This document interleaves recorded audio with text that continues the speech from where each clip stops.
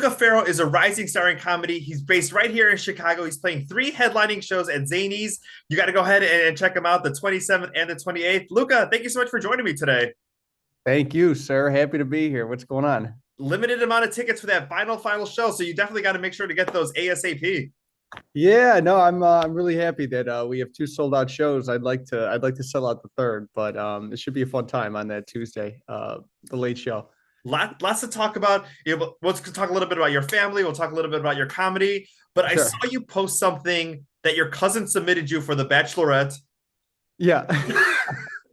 How was that process? Tell me, did you end up doing it Oh no, no. I'll be honest, I kind of chickened out on sending in the audition. I thought it would be more fun to just do it as a bit on my podcast, which is called Nona's Basement, by the way. But we yeah, no, she signed me up and thought it'd be funny. And they gave me a call back, but they needed me to make like a submission video. So I did it on live on the podcast. And yeah, I should send that in. I think there's still time. I might be able to make it. because we've seen some of the bachelors as far or some of the contestants as far as all different backgrounds, but I don't think we've ever had anybody funny. Like I think I would have There's watched never a one of those comedian. seasons if somebody was cracking me up. Yeah, well, I feel like none of those guys are very self-aware. I think a comedian has to be kind of self-aware of themselves. I think these guys are all just trying to, get Instagram followers and all that jazz. Well, exactly. So based in Chicago, tell me a little bit about how you got into comedy and a little bit of your rise to get to play these shows at Zanies. Sure. I mean, it was something I always wanted to do. I was really into, different aspects of performing as a kid. I was really into, theater when I was in like drama class when I was in middle school, and then I was really the martial arts. We did a lot of performances in high school and college, and then it was just something that I was always attracted to. I always loved comedians like Sebastian Maniscalco and you know Chris Rock, these guys like that, and it was always something I always was definitely tempted to try. And I did a class at Second City. I did like a improv class that led into stand up, and then I've been doing it ever since. So it's really been a blast. You talk about your mom, your dad, your grandma. I mean, no family member is off limits. For sure. Tell me a little bit about including, like, I would imagine that sometimes they're like, don't put this in your set, or they're like, this is a good story, you got to put it in your set. Yeah, well, they definitely when I first started, because Sebastian Maniscalco, he talks a lot about his family, and I was really weary of not wanting to sound too much like him because he really inspired me to get into it. But I realized there's a way I could talk about my family in my own way. But when I first started, my family, they'd always go, "You should make that a joke. You should make that a joke. You should make that a joke." Now I think they regret saying that because now everything they do, it turns into a joke, which is fun. That's why I live at home with them, so I feel like I'm constantly being a sponge for material.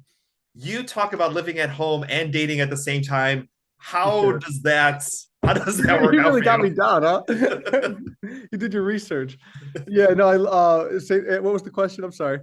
As far as like dating and living at home, how do you kind of manage that? Because especially with comedy, there's not like it's not a 9 to 5. I mean, you're doing a lot of late nights, so your hours are probably all over the place. Yeah, I don't, Rudy, is the answer. I don't. That's why I joke about it because I try the time I can date, it usually does not go well. But because you're right, I do work at night and then I live at home. It's like I really don't have any place to kind of call my own. So When do you bring that up as far as like dating process, as far as like I live at home? When does that usually come up? I'm pretty transparent. I pretty much say it right away. There was a time where I was kind of, with the pandemic, gave me a lot of leeway. I'm like, oh, I moved home during the pandemic. I never left. Okay, I've always been here. It's all in the But, wording. It's all in the wording. right. I'm hoping to move out soon. So obviously, when you are dating somebody, you want to give your best impression. You want to put your best foot forward. You want to say like, here's the best version of myself. You talk a little bit about a girl who said her favorite movie was Guardians of the Galaxy 2. Okay. A great movie, but as far as like making that like your first one, because obviously you had a little bit of fun with that being somebody's favorite movie of all time. What would you That was a suggest as joke, far yeah. as like someone's gonna ask you your favorite artist, your favorite movie? How do you lead with that? What's Lucas' take? What's my favorite stuff, or what do what's So like, what would you suggest somebody say? Like, do you say your very favorite one, even though it may not be like the coolest one to say, or do you go with something that's a little bit more like, well oh, for yeah. So for people who haven't seen the bit, a girl who I was dating, I asked her what her favorite movie was, and she said Guardians of the Galaxy 2. And I kind of made fun of it because that's such a, out of all the movies in the world, that's the most ridiculous. Not even Guardians of the Galaxy 1, which I would argue is better than the second one. But I don't know. I do appreciate honesty, but I don't think you should she wasn't too offended that I made poked fun at it, but your favorite movie is your favorite movie. I don't know what to tell you, but I do think Guardians of the Galaxy 2 being your favorite movie says a lot about your taste in many other things, including men. Clearly she was with me.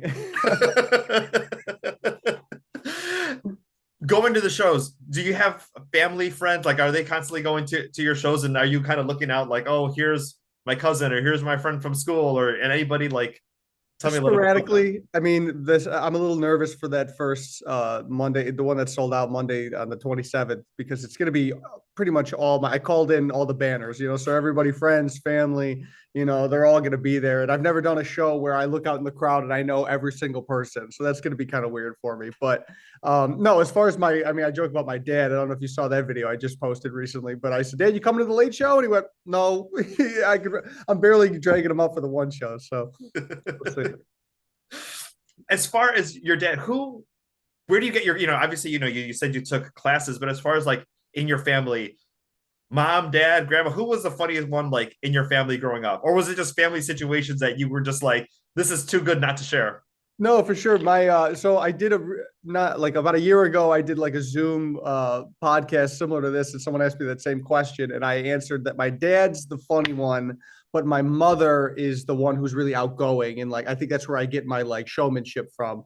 And my mom was extremely offended when she saw that. She's like, I'm funny too. So I'm going to curb my answer and say that my mom and my dad are both very funny people. I think my dad's a little more self-aware with his jokes. I think my mom does funny things without even knowing. But and my grandma lives next door, and she's a gold mine of material. But I think my one-liner, like my passion for writing and the arts, I think comes from my father. But that feeling that every comic has, that like underlying narcissism of like, everybody look at me, I'm talking, that's for sure my mom.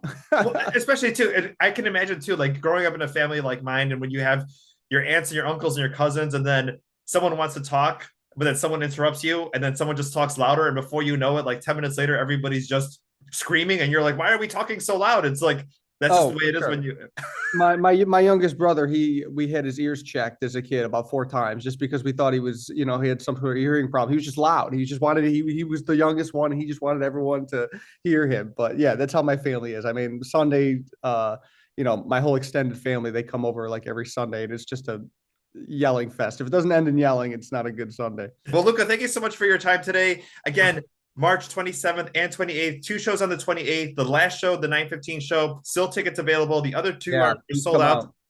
Get them ASAP. Chicago.zanies.com is where you can go and get them. And have a great time headlining those shows. Rudy, thank you so much. This has been an absolute blast. I really appreciate it. Thank you. Thank you, sir.